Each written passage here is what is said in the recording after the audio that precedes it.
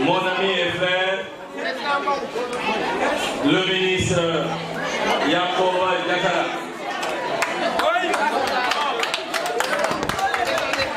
di yóbbante nuyu monsieur le ministre docteur Amadou Ndiaye.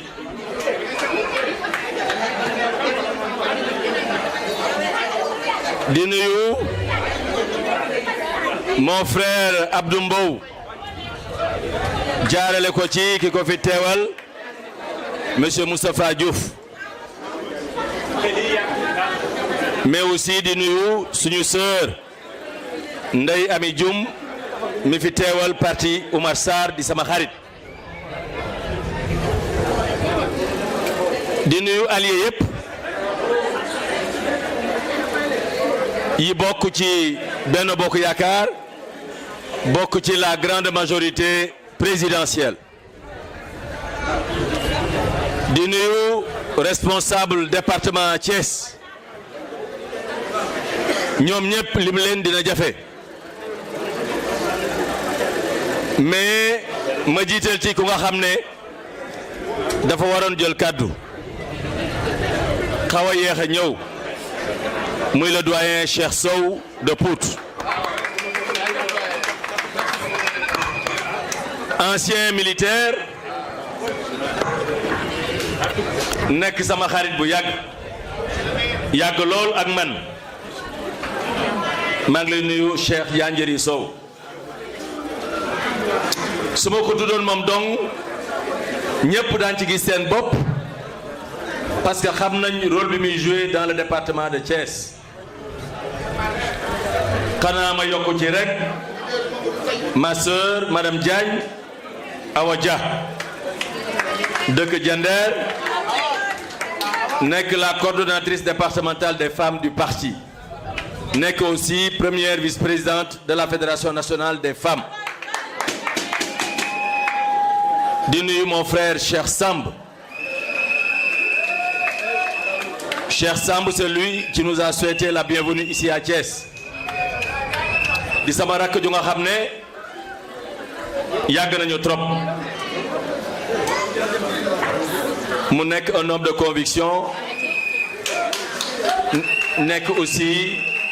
un brillant cadre et un brillant intellectuel di nuyu le professeur d'université Ali Dioum dañ ko woo léegi ne ko kaay wax mu ne su Ndongo Diop waxee rek waxaale na ko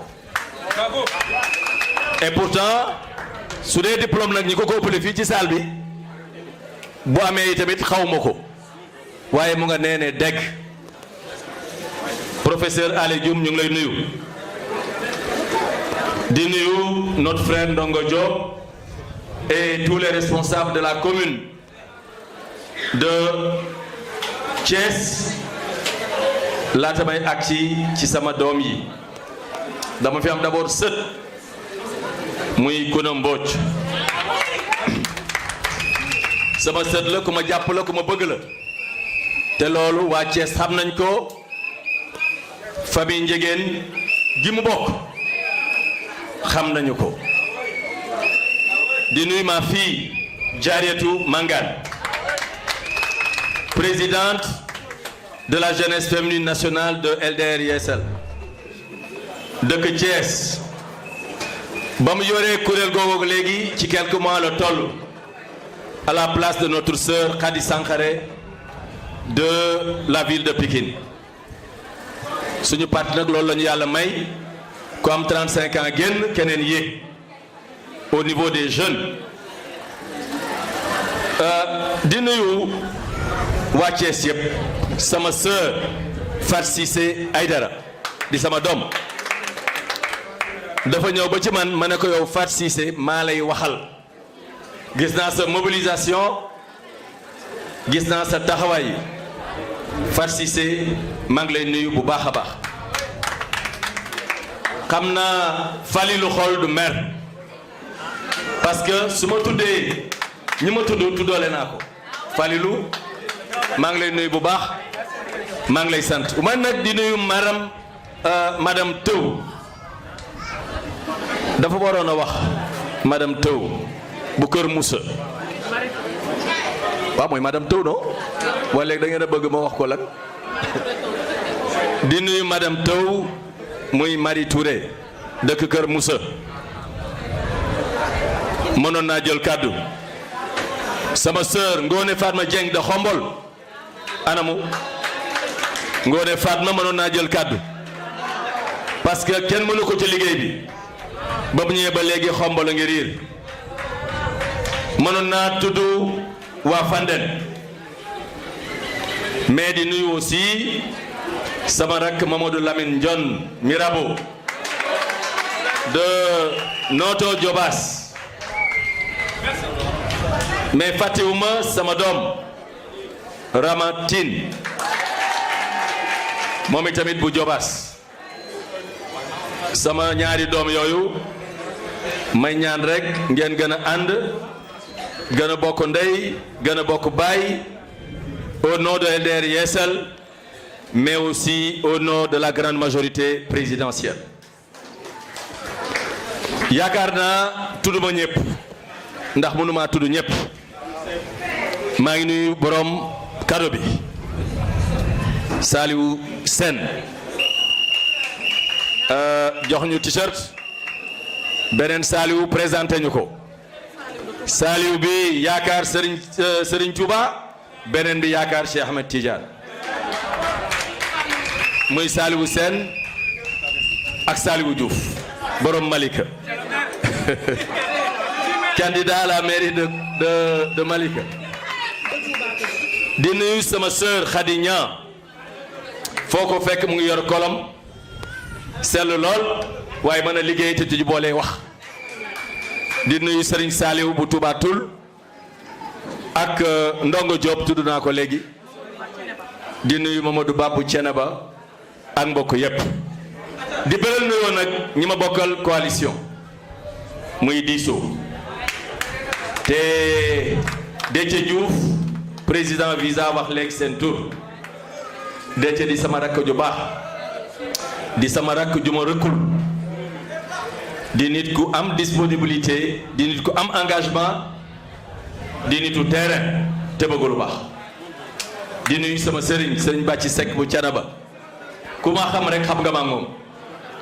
coalition waar wi ba ma koy samp récépissé moom moo ko abaloon kon loolu mu ngi bëgg a yàgg sëñ Bàcci maa ngi lay nuyu bu baax di la yóbbante nuyoo ci sëriñ bi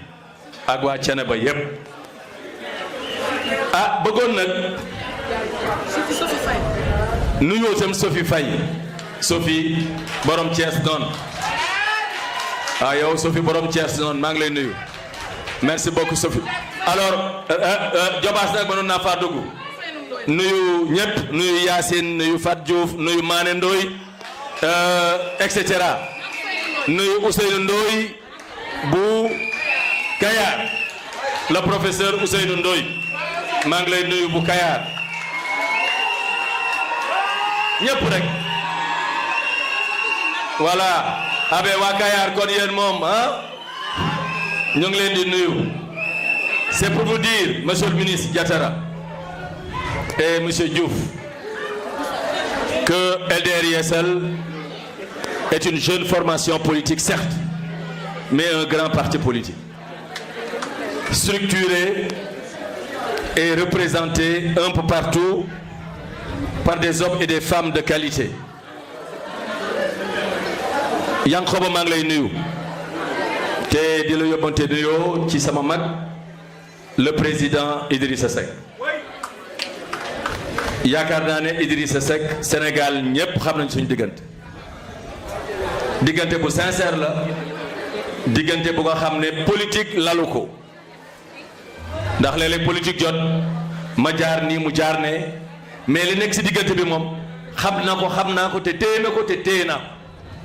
ma sopp ko mu sopp ma kon nuyul ñu président Idrissa Seck mais ma lay saluer aussi li nga wax sànq il faut être extrêmement généreux pour pouvoir le dire et je te félicite pour ta générosité je te félicite pour ta reconnaissance mais moi je te félicite surtout pour ta loyauté et ta fidélité envers le président Idrissa Seck. wax nga ko léegi je suis témoin. Je suis témoin boo bokkoon ci xale yi tey dootuñu la tudd di tudd Idrissa Seck man sa loyauté ma jóg bi tey maire de Darou Mousty rek la may fàttali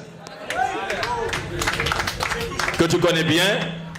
et avec qui je chemine depuis très longtemps et pourtant bu leen neexoon ngeen mel neneen mais vous avez compris que la politique ce n'est pas une course de vitesse. La politique, c'est une course de fond. En politique, il faut être patient, il faut être constant, il faut être persévérant. Loolu mooy jikko yi un homme politique.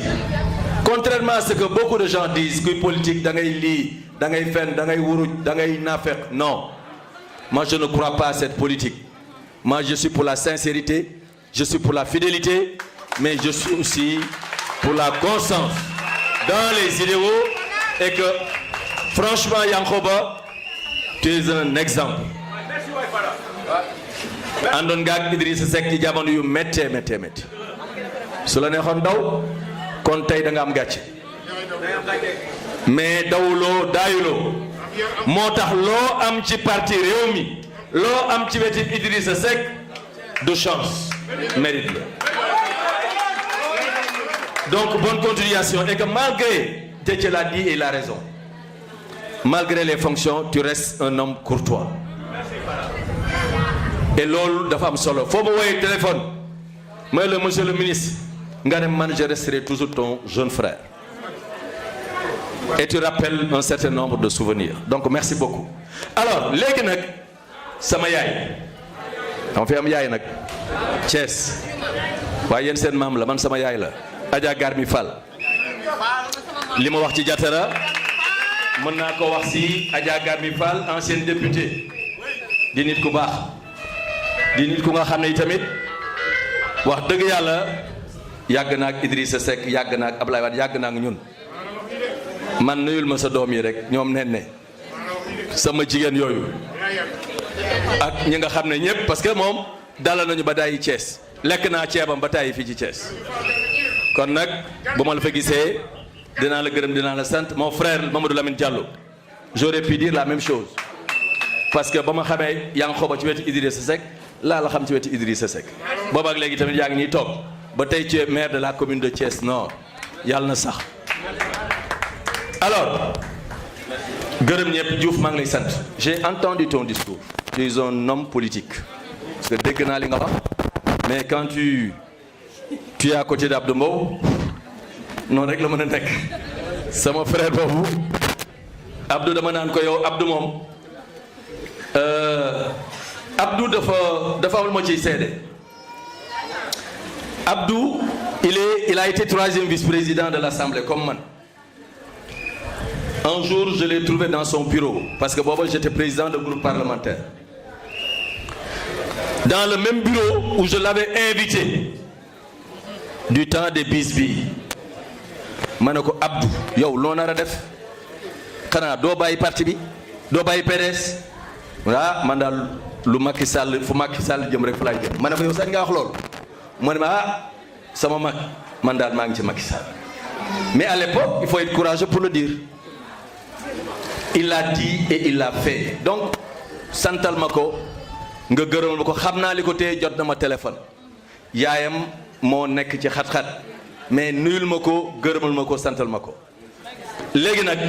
la délégation nationale mën ma leen a lim waaw nuyu naa leen yéen ñëpp gërëm naa leen sant naa leen jeunes yi nuyu naa Mamadou Gueye étudiants yi nuyu naa Babacar Faye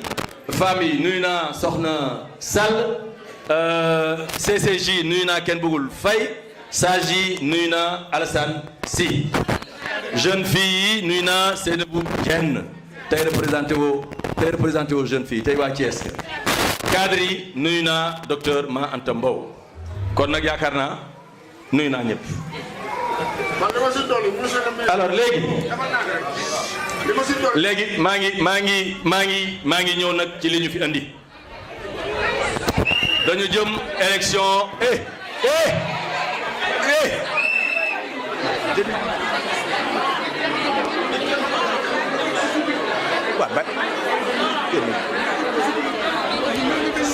salaamaaleykum dama ne li ñu fi andi mooy nous sommes dans le cadre d'une tournée nationale demoon nañu Louga mbooloo mu toll nii tertuñu fi ñu jóge fa dem Diourbel dem Kaolack dem Kaffrine dem Tambacounda dem Kolda laata Kolda Vélingara dem Ziguinchor tey ñu ngi Thiès li ñu fi andi nag mooy mobiliser nos troupes ñaax suñuy militants ak suñuy militantes wax leen ne leen dañu jëm ci élection yu am solo élection yi du élection locale dong de élection nattante la il faut prouver à la face du monde que la vraie et la seule coalition est la coalition Benno Bokk Yakaar et de la grande majorité présidentielle et que toutes les autres coalitions en fait ay coalition tour rek la pour ce faire nag il nous faudra réussir la grande unité. Il faudra mettre en place des stratégies pour parvenir à engager toutes les troupes dans le combat. Et pour cela, il faut de la générosité. Il faut de la solidarité. Il faudrait arriver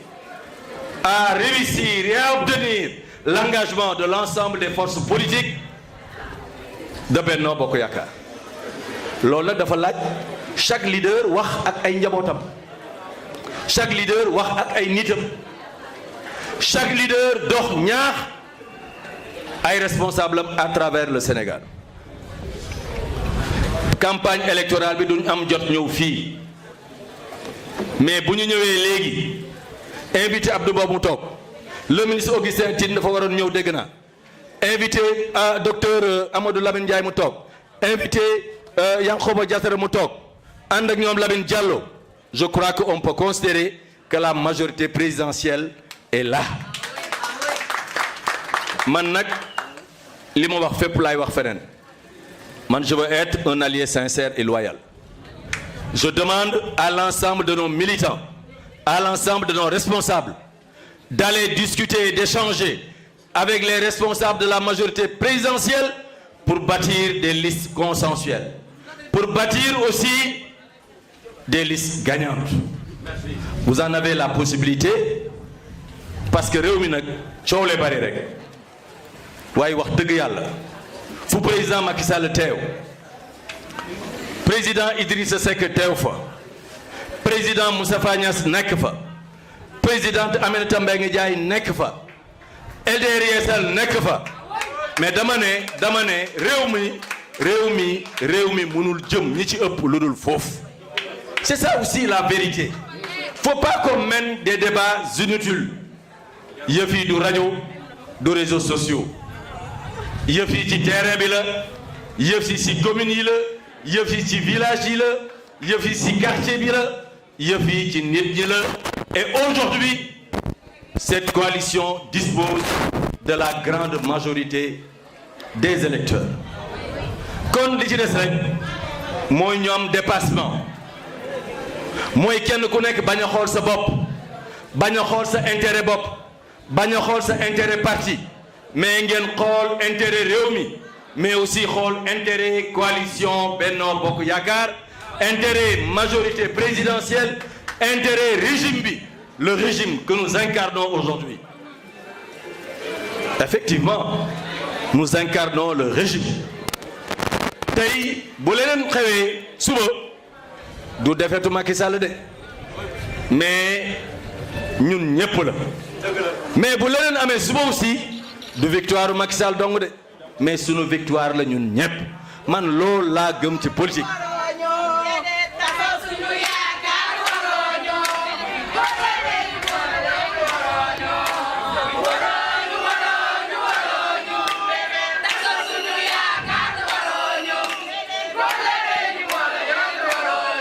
Alors, j'en arrive. Thiès. Thiès, cette ville éminemment politique. Cette ville qui a marqué l'histoire politique de ce pays. Cette ville cosmopolite. C'est cette ville de Thiès qui nous accueille aujourd'hui. Mais man Yankoba, mon frère, sama xel dal na. Sama xel dal na parce que je suis sûr que nos deux grands frères, le président Macky Sall et le président Idrissa Seck, duñu réeroo ci Thiès. Duñu réeroo ci niñ koy doxale. Xawma lu xew mais buñ waxtaanagul yi tamit léegi ñu waxtaan lépp leer. Ba ñu xam ni ñu koy tëralee te gëm naa ne lu président Sall wax président Idrissa Seck wax ko Yankhoba wax na ko léegi loolu mooy dox ci terrain bi kon man awma xel ñaar fii parce que je sais que l'entente sera sincère mais l'entente sera aussi complète entre quand même ces deux grandes formations politiques militants Yeesal yi bon ñu jàmbaare ngeen nag ñu am fula ngeen ñu am représentatif ngeen mais bu ngeen ñëwee Thiès nag leen nangoo topp ci ginnaaw ñaar ñooñu bu ngeen ci toppee bu leen neex nag keneen ku ñëw na ngeen jéem ci ay mbagg waaye nag ñaar ñooñu moom tegle leen ca kanam rek après nag ngeen ànd ak ñeneen ñi ngeen liggéey yéen tamit di ko def ku ne wax na ko léegi ñëw naa fi 2017 dans le cadre de mes tournées d'implantation du parti qui est créé en 2016 ña ngi ma tertu woon fële ci buntu këram effectivement Yeesal gu 2017 buute naag Yeesal gu 2021 depuis lors beaucoup de chemin ba tey jii maa leen toppul mais yéen da ngeen a bëggoon génn ca mbedd ma ne leen dee nawet lañ nekk nawet bi jeexagul waxee dara ñorogu fii bañ koy màcc parti bi dañuy dox dañuy liggéey dañuy massifier mais dara ñorogu fi donc accompagnez-vous dans l'unité travaillez dans l'unité dans la concorde dans la sincérité kenn ku nekk la muy def xam naa ko te kenn ku nekk bu cëram jotee dina ci jot bu ko yàlla dogalee man du ma fàtte sama benn militante du ma fàtte sama benn militant mais man daal li ma bëgg mooy bokk ndey bokk baay Yeesal Yeesal Yeesal Yeesal Yeesal Yeesal Yeesal